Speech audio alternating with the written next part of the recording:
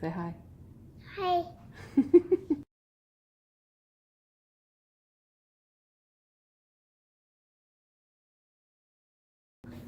All right, hi YouTube, XChick10, and the littlest man.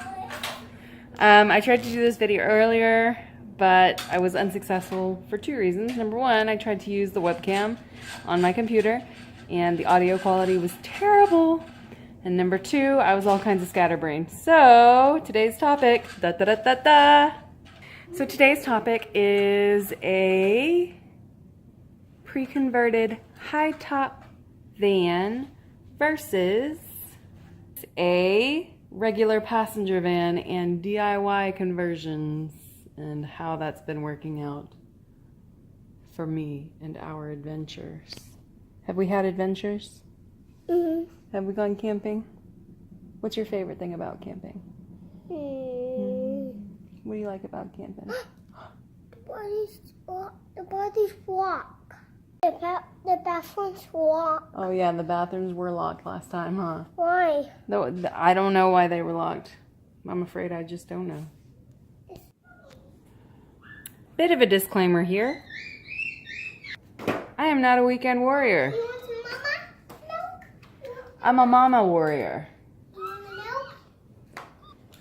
We get out whenever possible. Here's your milk. And with the van, it's usually just about one night because that's all the van shuffle I can take. Anyway, so two vans, two scenarios. Here we go. Van one. Van one was a 1993 Airstream Class B 190. It was fantastic. Think Finding Simon. Except better. Sorry, Simon. Old school Class B, had everything done in it, had 4-burner stove, and I do occasionally use 4 burners.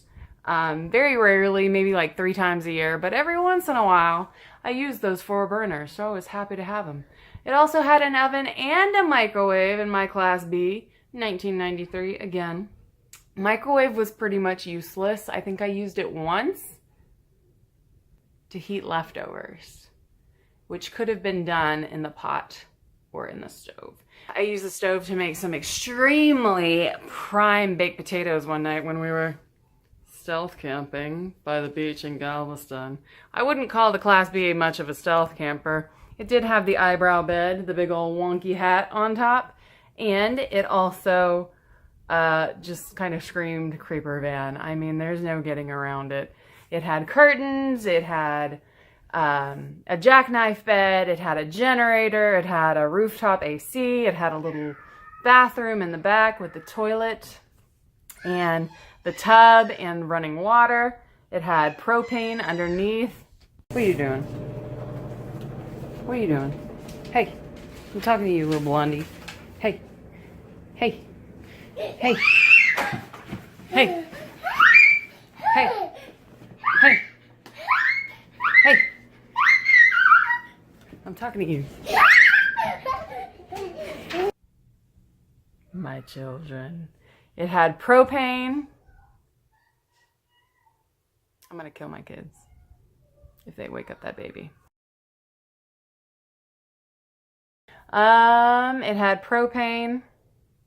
The generator ran while we were driving, and it would run the rooftop AC, which was kind of essential because we're in Texas. It had 2 seat belts. It had that eyebrow bed that pulled out and pushed back, which was fantastic. And it was difficult. In the 1.5 years that I owned it, I changed the brakes twice. Once about a month after we got it, and then again about 7 or 8 months after that. And then the AC wouldn't blow quite right all the time. And I mean, it's a big clunker. You don't want to go very fast in one of those things because you're gonna, I don't know, wobble till you're dead. Anyway, we replaced at least 3 tires. We might have replaced all 4. And getting that thing towed was a big headache. Also, what was the other thing? Oh, the generator. the generator. So Onan, coming Onans, whatever, had a little tiny, like, I think it was a 2300 watt generator, which ran the AC, which was awesome, and did everything else that it needed to do. You could only run the AC or the microwave. You couldn't run both at the same time. So we always had it on AC. In any case, the van, for all its problems, didn't have any real engine issues. The generator became the sticking point with me. And it was just old and not really reliable. So fast forward to the Chevy. We got the Chevy Express extended passenger carrier, and we found out that we were having baby number 3 about 3 days later. So the Chevy Express passenger van would have been necessary, or well, some new vehicle would have been necessary, because my van, the Airstream, only had 2 seats. So Chevy passenger van, new-ish for this year, 2017. My Chevy passenger van is fantastically reliable. You can get anything, or get all the parts you need, get anybody to work on it, backyard mechanics, front yard mechanics, Chevy, whoever. Everybody can work on a Chevy. That's kind of the reason why I went with Chevy. My issues with my Chevy van are this. Not a high top.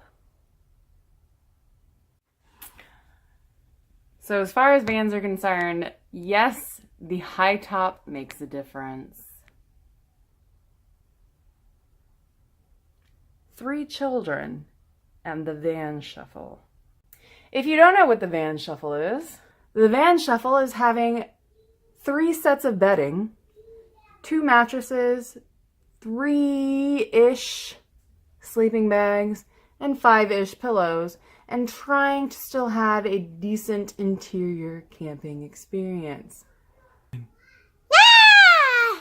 In any case, what do you want, Chow?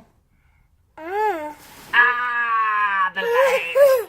It's having all of that bedding and having nowhere to put it, nowhere to store it during the day. So you end up crawling all over it for the entirety of your trip. It gets filthy because you're at the beach. Your child pees in it. It's trying to move the bed at 3 a.m. so that you can get to the toilet that's in a cupboard. But van shuffle, it's a thing. Those of you that live in your van, I'm sure that you can agree the van shuffle sucks. And the van shuffle with 3 children. Yes, those are mine. Is quite difficult.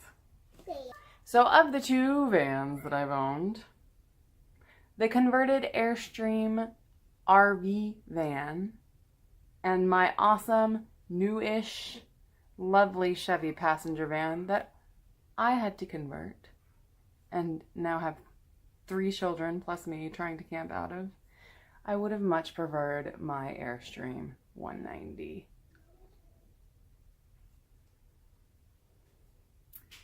What are we going to do about this?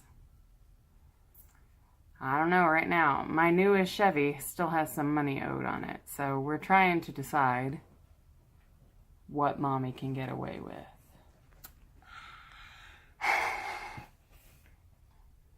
Where are we going to go moving forward? A bus? A short bus.